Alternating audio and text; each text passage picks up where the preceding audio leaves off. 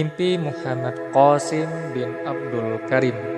Pada tahun 2009, Muhammad Qasim mengatakan, "Aku melihat sebuah mimpi di mana saat itu sudah malam gelap dan aku sedang duduk di dalam rumahku. Lalu tiba-tiba sebuah cahaya tajam masuk dari jendela. Aku berlari keluar karena penasaran. Dan apa yang kulihat tidak bisa diungkapkan dengan kata-kata. Aku melihat istana-istana yang indah mengambang di langit, bersinar seperti bintang. Mereka tembus pandang seperti kristal dan bergerak dalam satu arah. Dan kemudian di antara mereka ada satu istana yang sangat menakjubkan dan megah.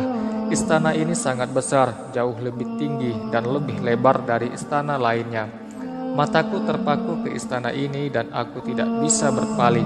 Keindahannya sangat luar biasa dan tingginya tidak terukur.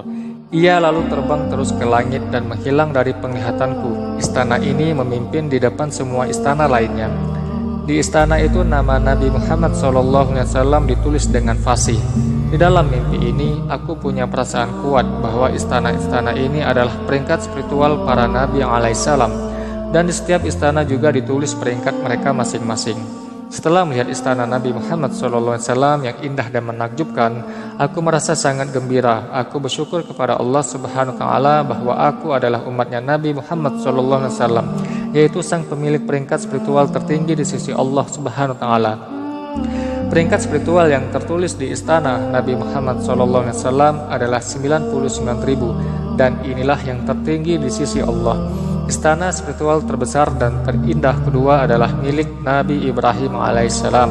Dan kemudian ada peringkat-peringkat lainnya. Aku tidak melihat peringkat spiritual seorang nabi yang nilainya kurang dari 12.000. Semua istana para nabi alaihissalam yang indah ini ibarat kimilaunya bintang-bintang. Tidak ada kata-kata untuk menggambarkan betapa menakjubkannya istana-istana itu. Dan segera setelah itu mereka pergi sampai mereka tidak terlihat lagi olehku. Dari apa yang aku lihat dalam mimpiku yang lain, peringkat spiritual para sahabat Rasulullah radhiyallahu an dimulai dari nilai 8.000 sampai 10.000. Tidak ada yang bisa mencapai peringkat spiritual dari salah satu nabi alaihissalam, dan juga tidak ada yang bisa mencapai peringkat spiritual dari sahabat Rasulullah yang utama. Sedangkan peringkat spiritual seorang muslim biasa dimulai dari 200.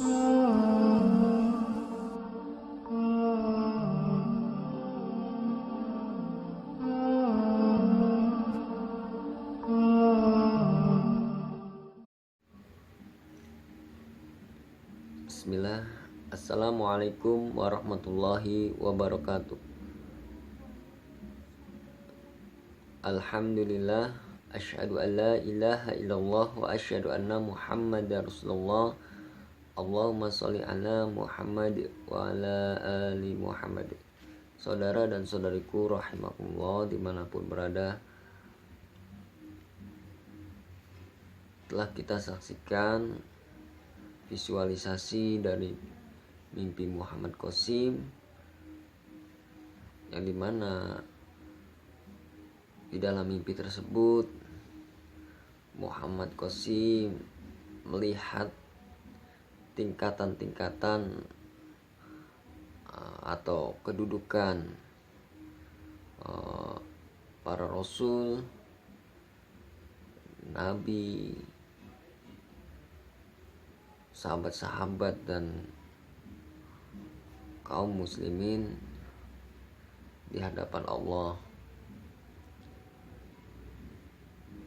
Dan mengapa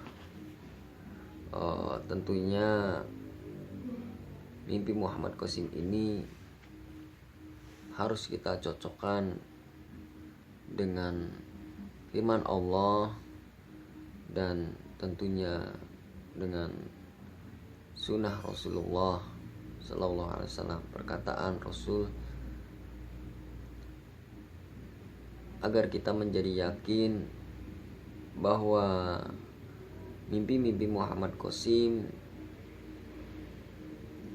tidak bertentangan dengan Al-Quran dan Sunnah, yang mana Al-Quran dan Sunnah menjadi acuan kita, pegangan kita, pedoman kita untuk memfilter atau menyaring segala informasi atau pengetahuan yang tentunya kita peroleh agar kita tidak tersesat.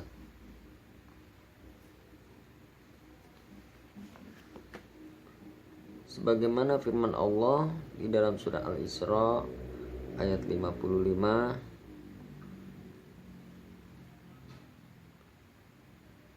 A'udzu billahi minasyaitonir rajim. Wa rabbuka a'lamu biman fis samawati wal ardh. Wa laqad faddalna ba'dan nabiyyina 'ala ba'din wa atayna Dawuda zabura. Dan Allah lebih mengetahui siapa yang di langit dan di bumi. Dan sungguh kami telah memberikan kelebihan kepada sebagian nabi-nabi atas sebagian yang lain, dan kami berikan Zabur kepada Daud. Di dalam firman Allah ini dapat kita simpulkan pula bahwa tentunya Allah melebihkan sebagian dari sebagian yang lain. Sebagaimana di dalam mimpi Muhammad Qasim, kedudukan Nabi Muhammad SAW itu berada paling tinggi di antara Nabi dan Rasul Allah dan hamba-hamba lainnya. Maka ini ada kesesuaian dengan firman Allah. Dan begitu juga di dalam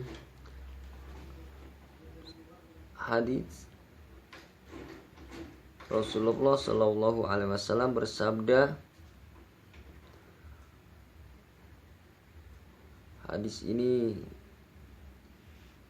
diriwayatkan oleh Imam Tirmizi dari Anas radhiyallahu anhu, aku adalah manusia yang pertama sekali keluar dari kubur ketika para manusia diba'ats.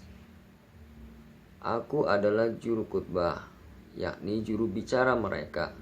Jikalau semua telah datang, aku pula yang akan memberikan kegembiraan kepada mereka dikala mereka telah habis sama sekali harapannya, yakni putus asa dalam menanggulangi kesulitan dikala itu. Bendera perpujian ada di kedua buah tanganku, dan akulah semulia-mulia keturunan Adam di sisi Allah. Dan yang sedemikian bukanlah untuk membangga-banggakan yang tiada kenyataannya. Artinya di dalam firman Allah ini, di dalam sabda Rasulullah SAW ini, bahwa Rasul mengatakan, akulah semulia-mulia keturunan Adam di sisi Allah. Kedudukan yang tinggi di antara makhluk-makhluk Allah lainnya, di antara hamba-hamba Allah lainnya. Artinya ada tingkatan-tingkatan kedudukan hamba-hamba Allah di dalam pandangan Allah. Berikutnya, aku adalah orang yang pertama kali pecah buminya, perlu diba'at. Kemudian aku dikaruniai pakaian dari surga, lalu aku berdiri di sebelah kanan ars. Tiada seorang pun dari golongan makhluk yang dapat menempati pangkat yang sedemikian itu selain aku sendiri. Ia berdiri di sebelah kanan ars, dan ia mendapat pangkat yang lebih tinggi di antara golongan makhluk. Tiada seorang pun dari golongan makhluk yang dapat menempati pangkat yang sedemikian itu selain aku sendiri. Menunjukkan tingkatan yang paling tinggi.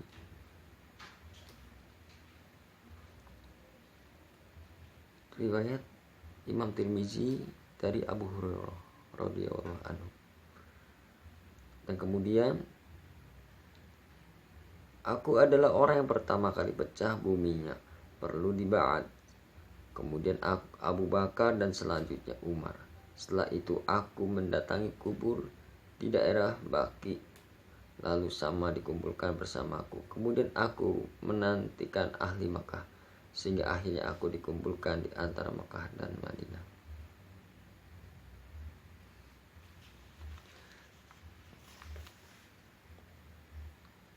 Hadis riwayat Imam Tirmizi dari Ibnu Umar radhiyallahu anhu. Saudara dan saudariku, oleh karenanya dapat kita simpulkan bahwa mimpi Muhammad Qasim tentang tingkatan-tingkatan hamba-hamba Allah dalam pandangan Allah sangat berkesesuaian atau tidak ada penyimpangan dengan Al-Quran maupun dengan sabda Rasulullah SAW. Oleh karenanya hendaknya kita menjadi lebih yakin, lebih memperhatikan mimpi-mimpi Muhammad Qasim. Jika mimpi ini saja berkesesuaian, bagaimana dengan mimpi yang lain? Tidakkah kita sudah perhatikan dan kita cocokkan, kita cek, kita teliti, dan ternyata berkesesuaian? Oleh karenanya, apa yang ada di dalam mimpi Muhammad Qasim jadikanlah perhatian, dan kita memiliki sikap. Tentunya sikap kita harus menunjukkan sebagai hamba Allah yang taat. Wassalamualaikum warahmatullahi wabarakatuh.